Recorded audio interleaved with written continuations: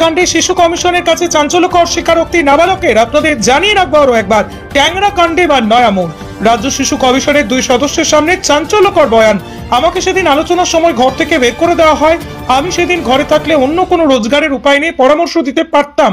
শিশু সুরক্ষা কমিশন নাবালককে হোমে পাঠাতে চায় না, সব বিকল্প খোলা রেখে চেষ্টা চালাবে শিশু সুরক্ষা কমিশন, জানালেন কমিশনের চেয়ারপারসন অনন্যা চক্রবর্তী। বাচ্চাটি এমনিতে শক্ত আছে এবং খুবই সেনজিটিভ বাচ্চা, খুব অ্যালার্ট, পড়াশোনায় ভালো ছিল, দাবা খেলতো, যেটা বললো খুব ভালো দাবা খেলতো এবং মানে দাবাটাকেই প্রফেশন করতে চেয়েছিল একসময়, এবং এখন তো বিধ্বস্ত, কিন্তু মাথাটা খুব পরিষ্কার। সবাইকার নাম মনে আছে, যতজন অফিসার গেছিলেন তাদের নাম মনে আছে। ও এখন বাড়ি যেতে চায়। বাড়ি বলতে ওর নিজের দাদু দিদা নেই, ওর কাকিমার বাবা মা যার যে দাদু দিদা সেই বাড়িতে যেতে চায়। তো আমরা তাদের সঙ্গে কথা বলবো যে যদি তারা রাখতে রাজি হন তাহলে পরে, এবং তাতে কিন্তু একটা স্টেটাস স্পন্সরশিপ স্কিম আছে যেটা মাসে মাসে ওর জন্য দেওয়া হবে 18 হওয়া অবধি, এবং তাছাড়া আর যা যা সাহায্য দরকার সমস্ত কিছুই করা হবে রাজ্যের তরফ থেকে। মানে এই মুহূর্তে বাচ্চাটা একদম ভালো হয়ে ওঠাটা খুব জরুরি। দুটো প্রশ্ন আছে। একটা হচ্ছে যে অ্যাটেম্পটা আজকে আপনারা করলেন, সেম অ্যাটেম্প ট্যাংরা থানার পুলিশ ওর মামা মামি যারা বোম্বে থেকে কলকাতা এসেছিল ওই মৃত্যুর খবর পেয়ে তাদেরকে 3বার ট্যাংরা থানা রিকোয়েস্ট করে যে এদের কাস্টডি এই বাচ্চাটা নিয়ে নেওয়া হোক, তারা পরিষ্কার ডিনাই করে। সেক্ষেত্রে আপনি যে আবার অন্য 2জন আত্মীয়ের সাথে রিঅ্যাপ্রোচ করবেন, বিষয়টা আপনারা কতটা আশাবাদী, তারা কতটা সাড়া দেবে? আমি খুব আশাবাদী। আমি লোকের সঙ্গে কথা বললে আমি মনে করি যে তাদের দায়িত্বটা মনে করিয়ে দিয়ে তাদের রাজি করাতে আমি পারবো। যদি না পারি তাহলেও কিন্তু অন্য মানুষ আছেন তাদের ফস্টার কেয়ারে নেওয়ার জন্যে। ছেলেটির একটু বাড়ি দরকার। আমরা চাই না যে একটা হোমে থাকুক, ওর পড়াশোনায় ভালো, এই বছরটা ওর নষ্ট হলো, এখন তো পরীক্ষা চলছিল, তো সেটা নিয়েও একটু কষ্টে আছে।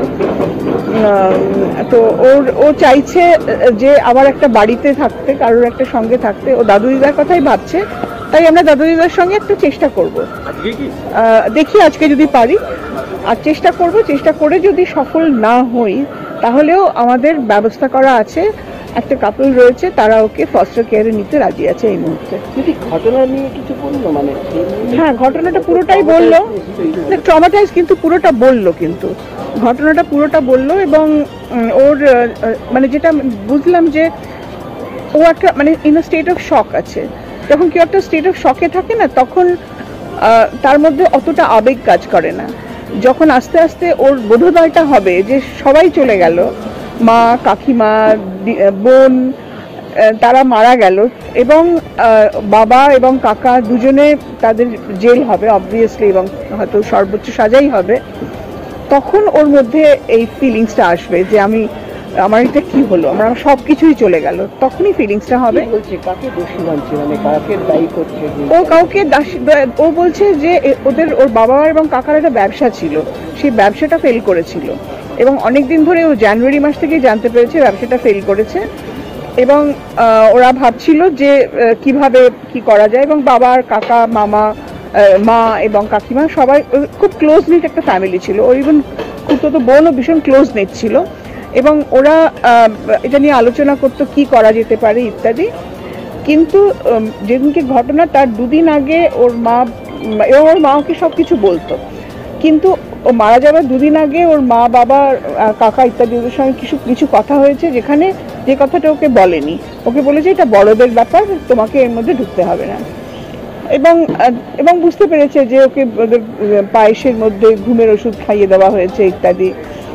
এবং তারপরে ও ভীষণ রেজিস্ট করেছিল, কারণ ও বোধহয় বিয়ে করতো, এক্সারসাইজ করতো, সেই জন্যে ওকে মানে ওর মাকে, ওর বোনকে যত তাড়াতাড়ি মেরে ফেলতে পেরেছে, বা ওর মাকে এবং কাকিমাকে, ওকে পারেনি, কারণ ওর গায়ে খুব জোর ছিল, ও রেজিস্ট করেছে। এবং ও যেটা বলছে যে ও যেহেতু যোগব্যায়াম করতো, ও অনেকক্ষণ নিঃশ্বাস ধরে রাখতে পারতো, তো কাকা ওর মুখের উপরে বালিশ চাপা দিয়ে রেখেছিল যাতে ও মরে যায়। বললো আমি ভান করলাম যে আমি মারা গেছি, আমি অনেকক্ষণ নিঃশ্বাস ধরে রাখতে পারি, এবং সেই জন্য কাকা ভাবলাম আমি মারা গেছি, নিয়ে চলে গেল ওখান থেকে, আমাকে ফেলে রেখে চলে গেল, তাই ও বেঁচে গেছিল। তো কিন্তু ওর মধ্যে আমি কোনো বিটারনেস দেখিনি, ওর মধ্যে একটা কষ্ট আছে যে আমাদের ব্যবসাটা দাঁড়ালো না, সেই জন্য বাবা এবং কাকা এটা করলো ইত্যাদি। তো যেটাই ঘটে থাকুক না কেন খুবই দুঃখজনক, অত্যন্ত দুঃখজনক। এবং আমরা মানে আমাদের এখন একটাই লক্ষ্য, বাচ্চাটির রিহ্যাবিলিটেশন, আর কোনো লক্ষ্য নেই। একদম শেষ প্রশ্ন, ও যে মানে এই কথাটা বলছি যখন বাড়ি থেকে 3 জন বেরিয়ে গেল, ও যে সুইসাইড অ্যাটেম্প যে একটা পিলারে গিয়ে গাড়ি ধাক্কা, মানে সেই প্রসঙ্গে নিয়ে কিছু বলছি যে হঠাৎ। হ্যাঁ, ও বলছে যে সুইসাইড মানে ওর এটা একটা প্যাক্ট করেছিল, ও বাবা এবং কাকা মিলে প্যাক্ট করেছিল সুইসাইড অ্যাটেম্প করবে। সেটা বাড়ি থেকে বেরোয়নি, ও বললো যে একদম ছাদে উঠে গেছিল। বললো যে মা আর কাকিমা শেষ মুহূর্তে রাজি হননি, ওর মা এবং কাকিমা শেষ মুহূর্তে প্যাক্টে রাজি হননি। ও কাকিমা এবং ওর কাকা এবং বাবা জোর করে ওদেরকে মেরেছিল। এবং ওর তারপরে ও যখন দেখলো ও বেঁচে আছে, ও ওপরে খুঁজতে গেল, গিয়ে দেখলো যে ওর মা কাকিমা এবং দিদি পড়ে রয়েছেন লাইফলেস অবস্থায়। তারপরে ও আরও ওপরে গিয়ে দেখলো যে ওর বাবা এবং কাকা তারা সুইসাইড করবে ঠিক করেছে এবং ওকেও কনভিন্স করে ফেলেছে। তো আমি বললাম যে তুমি কেন রাজি হলে? বললো আমি যাদের যাদের ভালোবাসি সবাই তো চলে গেছে, আমার মা, আমার কাকিমা, আমার বোন, তাদের আমি এত ভালোবাসি, তারা চলে গেছে, আমি আর বেঁচে থেকে কি করব। মানে ওকে একদম ব্রেন ওয়াশ করে ফেলেছিল যে মৃত্যু ছাড়া আর কোনো উপায় নেই। কিন্তু ওর মানে ওর ভালো ছিল আর কি, মানে ওর কপাল ভালো যে ও বেঁচে গেছে, ভালোই বলবো। কারণ অত্যন্ত ব্রাইট একটি ছেলে, খুব ভালো ছেলে। ও এখন খুব নেতাজি হচ্ছে ওর আদর্শ, এবং শুয়ে শুয়ে এখন ও নেতাজির আত্মজীবনী পড়ছে। চেস খেলতে ভালোবাসে, তাই আমরা ওকে একটা চেস উপহার দেব ঠিক করেছি কমিশন থেকে। ও বসে বসে যদি চেস খেলে, ও আর হাসপাতালে থাকতে চাইছে না, ও বাড়ি যেতে চাইছে। এবারে দাদু দিদার সঙ্গে কথা বলবো, দেখা যাক কি হয়।